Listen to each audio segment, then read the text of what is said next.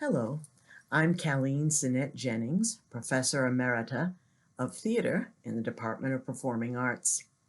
I'm going to talk to you a little bit today about the power of theater and the arts in general to soothe and even heal people in times of trauma and turmoil.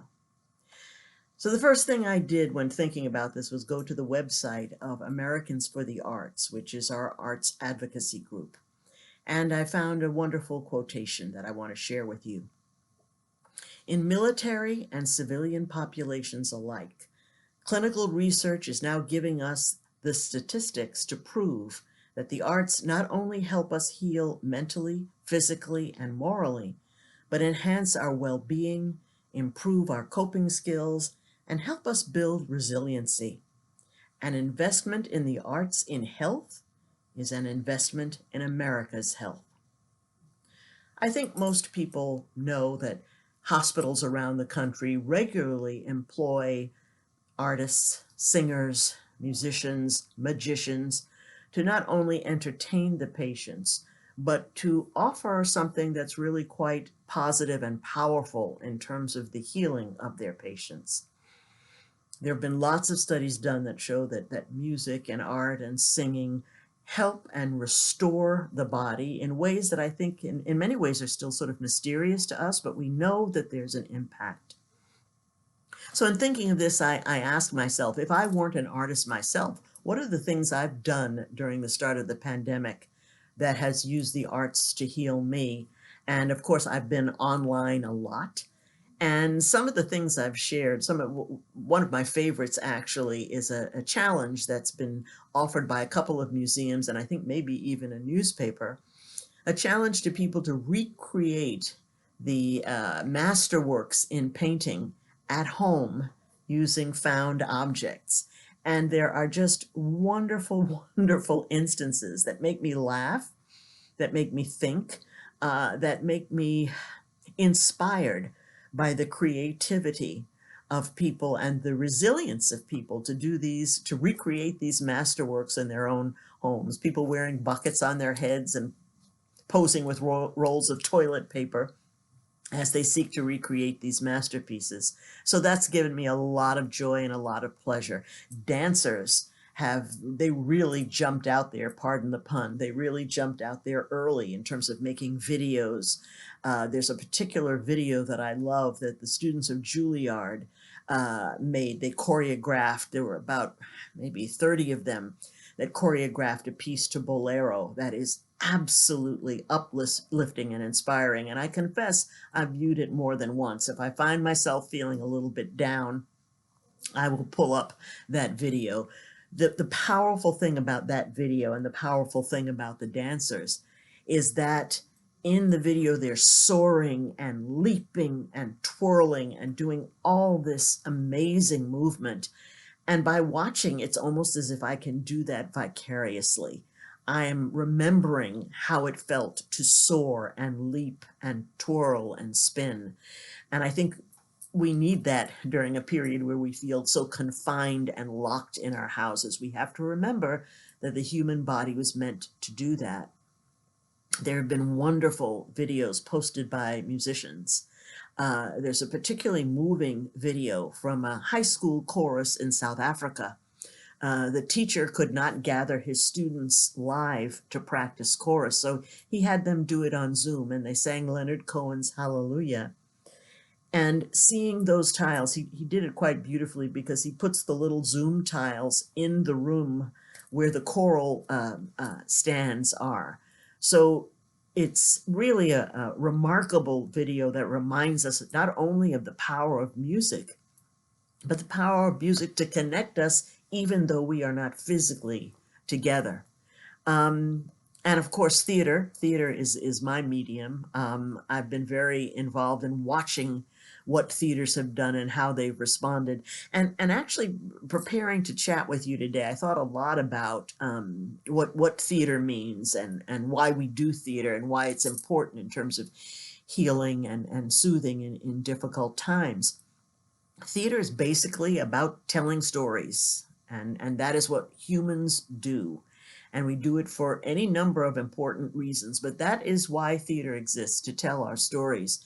Theater actually comes from the Greek word theasthi, which became theatron, or behold. Theater is the seeing place. Uh, it's most basically a place of community. And it's not surprising that in most cultures, theater has its roots in religious practices and in gathering to celebrate the harvest, gathering to celebrate the moral codes that cultures and communities use to bind themselves to each other. It's a way to connect. It's a way to remind ourselves that we are not alone.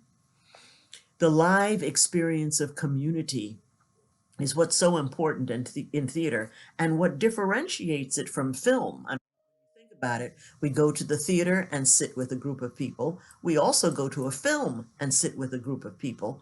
But in theater, the performers are live. So they are in the room with us. We are breathing the same air. And so the circle is closed between performer and audience. And that's a very powerful experience, being live with the community members. In this pandemic, Zoom and other platforms have provided an option for theaters to reach out to their audiences. Of course, the buildings are closed, but most theaters have now employed a platform, some even multiple platforms, to be able to stay in touch with their audiences. And it's so important and wonderful to see what these theaters are offering, because, of course, now we don't have the physical space. We have this frame, and in the frame are our faces. And our facial communication has been greatly impacted by this. When you think of this, when you're live in a room, first of all, you're not always looking at the person who's communicating to you. Your eyes wander and so forth. But with Zoom and other platforms like it, all kinds of visual platforms, from WhatsApp to Skype, you're looking directly at a person and you're getting all those cues from facial expressions. We know that from the time we're babies, we are looking intensely at our mothers and our fathers and learning the world through facial expressions. So this pandemic and these visual platforms have enabled us to sort of rewire, to make ourselves sensitive to communicating through facial expressions. Theater is a way to experience our own stories through another lens. It's a way to validate our experiences, compare and contrast our experiences. Theater is big. It takes the everyday and elevates it to spectacle. It enables us to step back and see the world and see our lives and think about the impact of what we are living and experiencing. How often is it in our busy day-to-day lives, back in the times when we could actually move from place to place, how awesome was it to be able to take the time to sit in a theater and watch a story? Very, very powerful way to validate, to examine, to self-reflect. Theater is a way to ask that age-old question: why do people do what they do? And what are the consequences of those actions? Being able to see ourselves through others examines a deep sense of wonder, amazement, sometimes horror at the things that people do, all in a way of learning and expanding our sense of self. Theater, as big as it is, also makes us feel small in a way, in a good way. I'm thinking of the fact that I had to move my acting Shakespeare class online the second part of this semester because of the pandemic. And of course, I was absolutely terrified and was not at all sure that I could actually effectively teach acting Shakespeare from a screen. But that very first class, I asked my students to bring in sonnets that they had rehearsed in the beginning of the semester, and we just read those sonnets aloud. And I hope I don't messed up and my eyes don't get full. It was incredibly powerful to read language that was written in the 15 and 1600s in this time of pandemic, to be on that Zoom screen and reading these words that have survived through the centuries, and to remind ourselves that Shakespeare worked and wrote during the time of the plague. Imagine a time when people went through a pandemic not at all having any idea how it spread. Imagine how it felt to think that this was just a random striking of people and not have any sense of cause of why this was taking place. So it was a time of great fear, a time of great uncertainty, and Shakespeare wrote these amazing plays, and saying that language again reminded us that we are tiny blips in the history of humanity, and humanity will go on and continue, and humanity has come through plague after pandemic after war. We are survivors. Theater's also a way to sort of shake us up and pull the rug out from under us. Why are we so attracted to plays like Macbeth and Richard III and Hamlet? Theater is a way to make us question who we are, what we do we do the right things? Are we good people? Are we honest people? Are we stewards of the planet? Are we stewards of our community? And by seeing these heroes, we're inspired, but perhaps we're even more impacted by the villains that we examine. What are the consequences for doing evil? What are the consequences for being selfish and neglecting our community? So theater plays a powerful role in helping us develop our moral compass.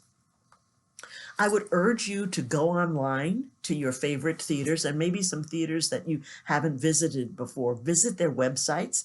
There are amazing offerings. Theaters are setting up story hours for children and readings of the classics and challenges to actors and hosting virtual gatherings and parties. Theaters are really looking at innovative and exciting ways to reach their public. And the last thing I would say is to remind you that everyone has an inner artist. And just as the performing arts heal others, they heal you. So go back to those days and remember how it felt in kindergarten when you did that fabulous painting and you were able to show it to your parents, or you learned how to recite a poem. None of that within you has died. It's all there. And what better time than now to do a painting or to memorize a monologue and stand up and perform it. I've been so excited to see platforms like TikTok, which were created so that people could share their dances. Now is the time to reawaken that inner artist in you. You will feel good. If only for a couple of minutes, you will remember that you can soar and you can sing and you can write poems and you can draw pictures. And that's very, very important to your own healing process. It's been wonderful to talk to you, to remind us all that we will get through this. And arts is one of the best ways I can imagine for us all to live with what we're living right now. Thank you.